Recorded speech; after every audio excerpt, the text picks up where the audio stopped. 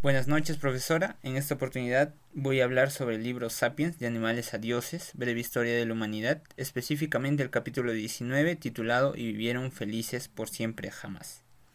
En primer lugar, quiero hacer una introducción mencionando un poco sobre el autor, que es Yuval Noah Harari, quien es israelita de 44 años y actualmente es historiador y escritor. Una de sus obras más importantes es Sapiens, de animales a dioses, de la cual vamos a tratar actualmente, caracterizada por ya no realizar un análisis de un sector geográfico en específico y de las civilizaciones que existieron, sino un análisis globalizado de la humanidad en su conjunto. Así también tiene otros libros como Homo Deus, Breve Historia del Mañana y 21 lecciones para el siglo XXI. En el cuerpo vamos a hablar ahora sí específicamente del capítulo 19 de la obra de Harari, que tiene una tesis clara. En este capítulo Harari menciona de que hay una deficiencia en el estudio de la felicidad humana desde el área de la historia. Esto debido a que la historia se ha enfocado mayoritariamente en el progreso material humano, dejando de lado si el individuo era feliz o no. Y para sustentar esta afirmación, Harari abarca cuatro campos en específico. El primero es contar la felicidad, el segundo es felicidad química, el tercero el significado de la vida y el cuarto conócete a ti mismo. En el primer campo, denominado contar la felicidad, lo que Harari menciona es lo difícil de medir objetivamente la felicidad, porque como él mismo dice, la felicidad es un bienestar subjetivo.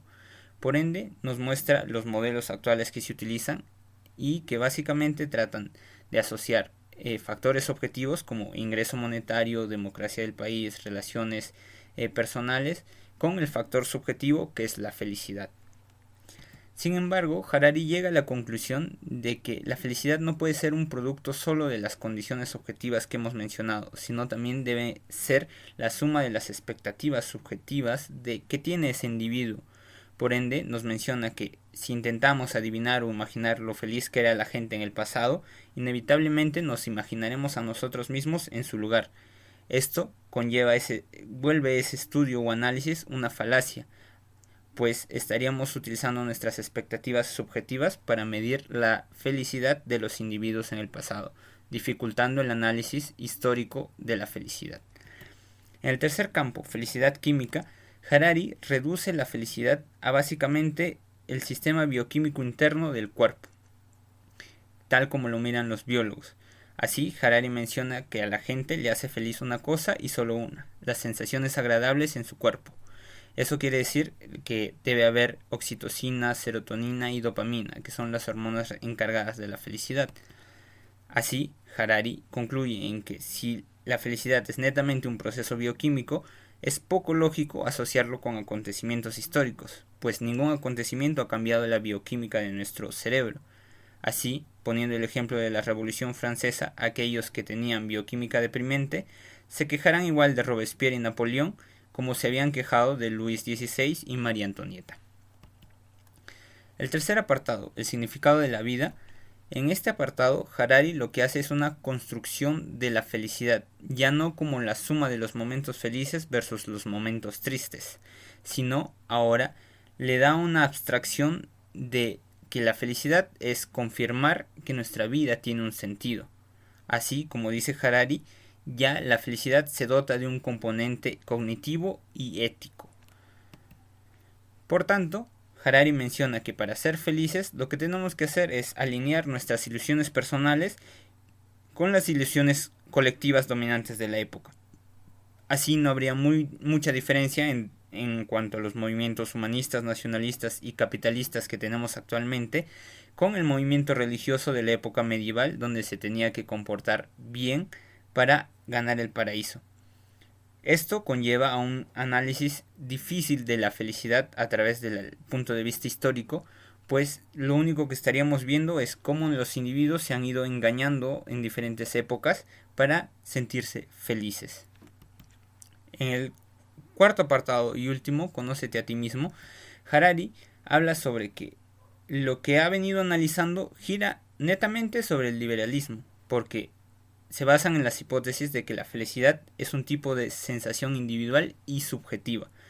cosa de que varias filosofías y religiones han negado a lo largo del tiempo. Para ello utiliza el budismo y su estudio de la felicidad. Comenta una de las verdades que tiene el budismo, que es que el origen real del sufrimiento es la búsqueda continua e inútil de las sensaciones fugaces. Con esta verdad, Harari concluye de que sería difícil evaluar históricamente la felicidad, pues tendríamos que ver si es que nuestros antepasados conocían o no esta verdad y en base a ello si eran felices, y también preguntarnos si nosotros conocemos esa verdad. En conclusión, Harari, por los 4 aspectos que hemos visto, la dificultad de medir objetivamente la felicidad, que la felicidad sea meramente un proceso bioquímico y que la felicidad se pueda construir de una manera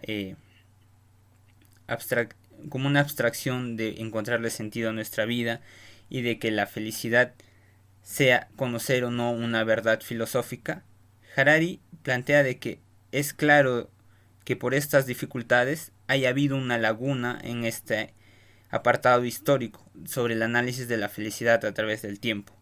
Sin embargo, nos alienta a tratar de llenar esa laguna y buscar formas de analizar la felicidad de manera más objetiva.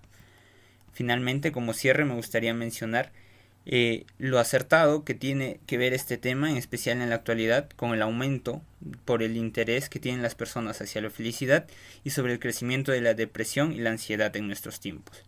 Finalmente, me gustaría relacionar este tema con lo que Villoro mencionó con la pérdida del centro. Y se me viene a la mente la pregunta de si realmente el volvernos modernos y perder el centro ha afectado o no nuestra felicidad. Muchas gracias.